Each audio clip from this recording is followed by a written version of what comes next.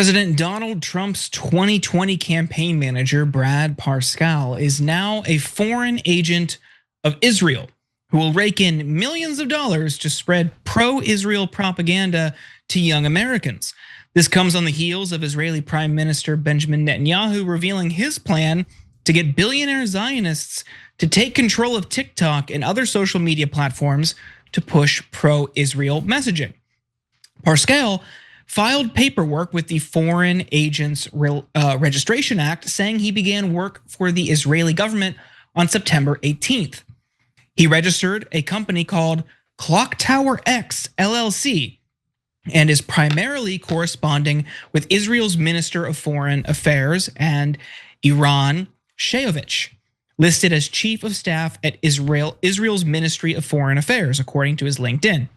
According to Parscale's contract, his company is hired to create content where at least 80% is tailored to Gen Z audiences across platforms, including TikTok, Instagram, YouTube, podcasts, and other relevant digital and broadcast outlets.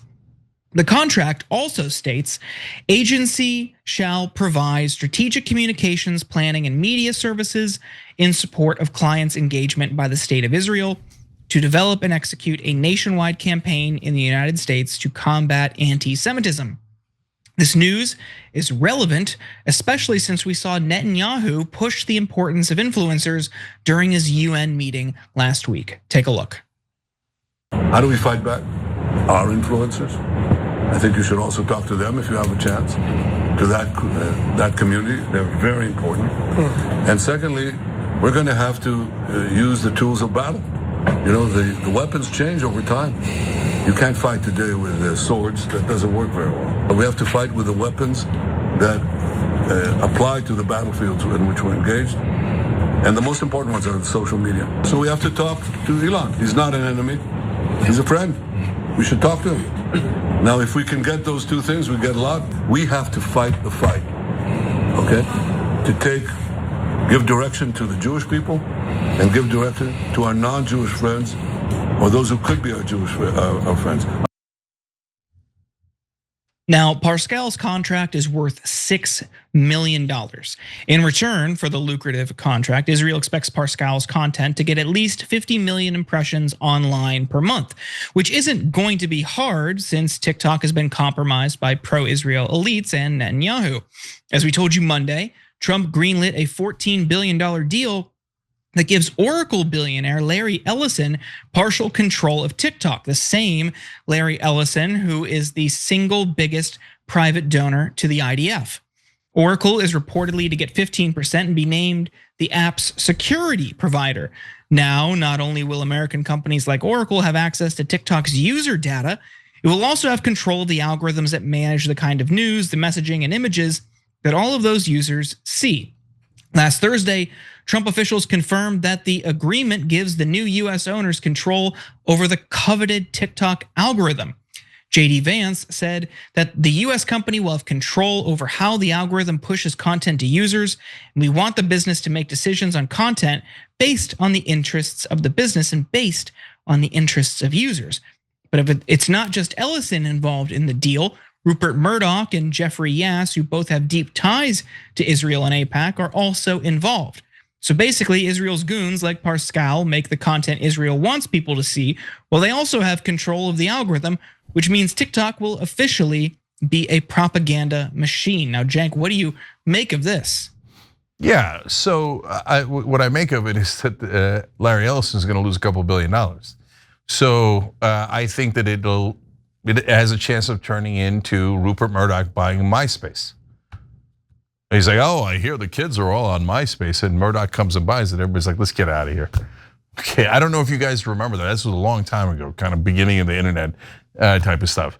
So now when they're like, okay, everybody, you could rest assured TikTok's still the place to go. We've got our Israeli censors in. We've got the guy who donated to a foreign military. Who gives charity to a foreign military? What a strange thing to do, right? Okay, then we got the former IDF soldier who's now the hate speech manager at TikTok. We've got, and Netanyahu's telling you on tape, oh, we're gonna get control of TikTok. Okay, and don't worry, Elon's a friend at X. Wink, wink, wink, wink, wink, wink, right? And so we've got all of social media. I got bad news for you guys. No, you don't. Because what's gonna happen is you're gonna get a new competitor. And that new competitor is gonna say, hey, we don't have Israeli censors. And everybody's gonna go over there. And you're gonna go, no, wait. Oh, God damn it, now we gotta buy that one. Okay, but by the way though, we don't control anything. Anti-Semite. But you're literally telling us you're buying media companies to control them to give a positive message about Israel. You're saying it on tape. So if I repeat what you're saying, is it a trope? Is it a trope when Netanyahu says it? The Ellison Group that was buying Barry Weiss, massive pro-Israel propagandist, buying her outlet, Free Press. They literally said, "Oh, we're giving her, more because she's pro-Israel." Okay, so I'm not saying it; you're saying it. Okay, so and then Netanyahu in that video, that was amazing.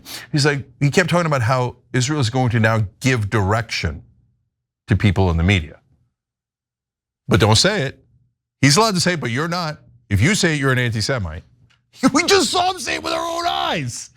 See, these guys are amazing, right? And then he says at the end, our Jewish friends and our non-Jewish allies, and also those who could be our friends.